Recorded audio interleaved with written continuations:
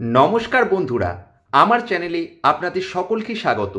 আজকের ভিডিওয়ে আমি আলোচনা করব ভারত এবং নিউজিল্যান্ডের বিরুদ্ধে এইমাত্র যে প্রথম টি-20 ম্যাচটা অনুষ্ঠিত হলো। রেডি, ভারত রেডি কিন্তু টি-20 ওয়ার্ল্ড কাপের জন্য। প্রথম ম্যাচে দুরন্ত জয়লাভ 48 রানে। মানে এই যে সিরিজটা হচ্ছে না, এটা হচ্ছে মানে লাস্ট ড্রেস রিহার্সাল। মানে আগামী 7ই ফেব্রুয়ারি থেকে যে টি-20 ওয়ার্ল্ড কাপটা শুরু হবে না, তার আগে একটা last dance on the floor, last preparation stage. 5 ম্যাচের টি-20 সিরিজ ঘরের মাঠে নিউজিল্যান্ডের সঙ্গে, মানে একটা ব্ল্যাক হর্স টিম। এই টিমটার সঙ্গে একটা 5 ম্যাচের টি-20 সিরিজ কিন্তু খুব উত্তেজনাপূর্ণ হবে। আর সেই রকমই প্রথম ম্যাচ কিন্তু আমরা একটা রান ফেস্ট দেখলাম। মানে কি ম্যাচটা, অসাধারণ ম্যাচ হলো ভাই। এই ম্যাচের কথা বলতে গেলে বলতেই হবে, ইন্ডিয়া কিন্তু ভাই রেডি, জানিয়ে দিল টি-20 ওয়ার্ল্ড কাপের জন্য প্রস্তুত ইন্ডিয়া। দুরন্ত পারফরমেন্স ভারতের, 48 রানে একটা সুন্দর জয়লাভ। আর এই জয়লাভের পিছনে যে মূল কারিগর, সেটা হলো ব্যাটসম্যানেরা বললে প্রথমেই বলতে হবে অভিষেক শর্মা, প্রথমে অভিষেক ঝড় এবং লাস্টে রিঙ্কু স্টর্ম। মানে বাংলায় ঝড়, ইংলিশে স্টর্ম। মানে এই প্রথম এবং শেষের দিকে যে দুইটা ঝড় এলো, এই দুই ঝড়ের দাপটে কিন্তু কিউইরা একেবারে তাচ্ছিল্য হয়ে গেল। কি ব্যাটিং অভিষেক শর্মার, 35 বলে 84 রান। ভাই এটা কেউ করে এরকম ছেলে খেলা? 240 স্ট্রাইক রেটে ব্যাটিং অভিষেক শর্মার। মানে বলকে যেন পুরো একদম ছাল চামড়া তুলে দিচ্ছে। মানে এক একটা ছয় মারলো ভাই, 8 রান দেয়া করে দরকার, এইগুলো উচিত। কি ব্যাটিং অভিষেক শর্মার। আর অভিষেক শর্মা তো করলো ভাই, কিন্তু রিঙ্কু সিং, মানে অনেক সমালোচনা হচ্ছিল যে রিঙ্কু সিং কী করে টি-20 ওয়ার্ল্ড কাপে জায়গা পেয়ে গেল, জিতেশ শর্মার থেকে কি রিঙ্কু সিং ভালো? দেখিয়ে দিল ভাই রিঙ্কু সিং কোন জাতের প্লেয়ার। ছোটা পাটাকা বড়া ধামাকা। রিঙ্কু সিংয়ের জন্য হয়তো এই কথাটাই প্রযোজ্য হবে।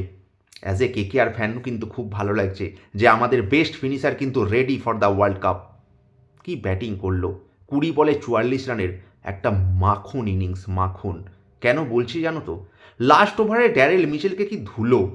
মানে 21 রান, একটা ওয়াইড বাদ দিলে 20 রান, 2 6 2 4। মানে 3 নম্বর বলটাও আমি তো ডেফিনেটলি মনে করি ওটা ওয়াইড ছিল।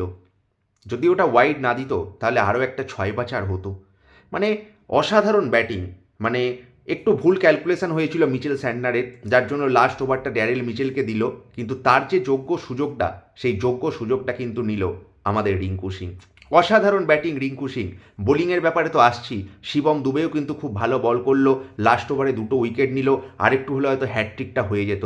তবে একটাই চিন্তার বিষয়, আকসার প্যাটেলের চোট।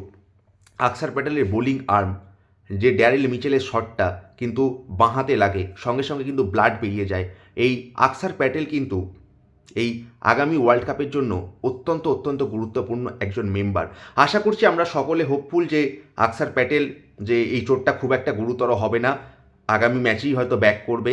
তো we are finger crossed that Axar Patel injury not that much serious. Ishan Kishan কিন্তু এই ম্যাচে ফ্লপ গেছে, তো অবশ্যই ঈশান কিষানকে ভালো কিছু করতে হবে। তবে সূর্যা কুমার যাদব কিন্তু টাচে ফিরেছে। সূর্যা কুমার যাদব কিন্তু আজকে খুব বড় ব্রিফ না হলেও একটা কিন্তু সংক্ষিপ্ত ইনিংস খেললো, টাচ দেখলাম, খুব ভালো লাগলো। সঞ্জু স্যামসনও মোটামুটি ফর্মে, হার্দিক পান্ডিয়াও ভালো স্টার্ট দিল। তো মোটামুটি বোলিং লাইন আপের কথাও বলতে হবে। আজকের পিচে তো মানে বোলারদের জন্য কিছুই ছিল না। Varun Chakravarthy as usual 2 wicket পেয়েছে। খুব ভালো বল না করলেও কিন্তু এই পিচে বরুণ চক্রবর্তী যে বলটা করেছে, বাকি বোলাররাও খুব ভালো করেছে। জাসপ্রীত বুমরার কিন্তু 3 নম্বর ওভারে 15 রান দিলেও কিন্তু জাসপ্রীত বুমরাকে কিন্তু পুরানো ছন্দে দেখা যাচ্ছে। তো মোটামুটি টিমটা ভালো করেছে। তো অসাধারণ পারফরমেন্স ইন্ডিয়ার। প্রথম ম্যাচ কিন্তু 48 রানে জয়লাভ দিয়ে শুরু হলো। 5 ম্যাচের সিরিজ বন্ধুরা, একদম ব্লকবাস্টার সিরিজ হতে চলেছে। এই সিরিজ কিন্তু আপনারা একদম ছেড়ে যাবেন না।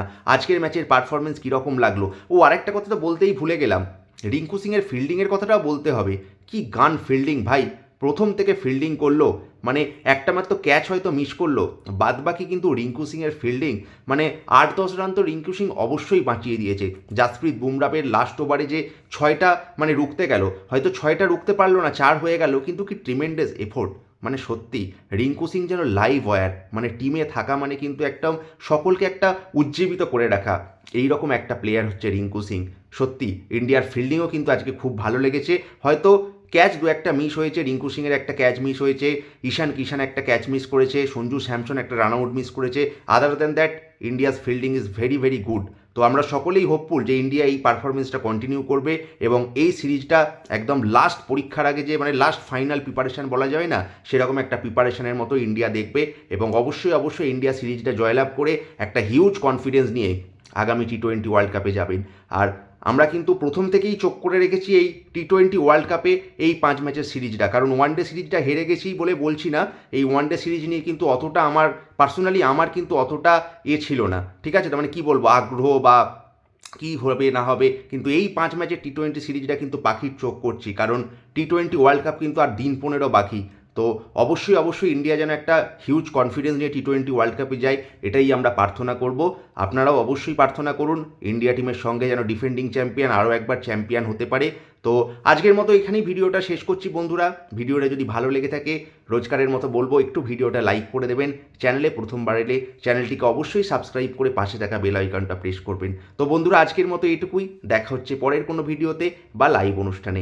ধন্যবাদ, নমস্কার।